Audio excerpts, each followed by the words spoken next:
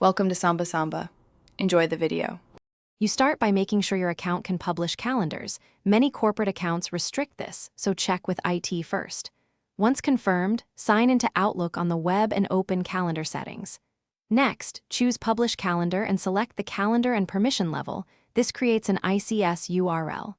Copy the private ICS link. This is the bridge to Google Calendar. Keep that link secure because anyone with it can view events. Now you have the first actionable item, a working ICS URL to add into Google. Now switch to Google Calendar in a browser and use the Add Other Calendars button, then pick from URL. Paste the Outlook ICS link you copied. Once you add it, Google will subscribe and display events. This creates a read-only synced view. Make sure to rename the calendar so you can find it easily, and pick a color and notification settings that match your workflow. Note that Google polls ICS feeds periodically. It is not instant, so expect delays of a few minutes to several hours for updates.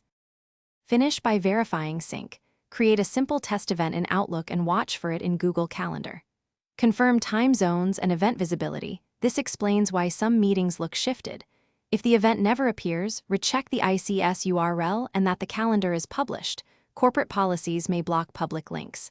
As a quick fix, export an ICE file from Outlook and import it into Google for a one-time transfer. If problems persist, clear browser cache, remove and re-add the calendar, or ask your admin to enable publishing.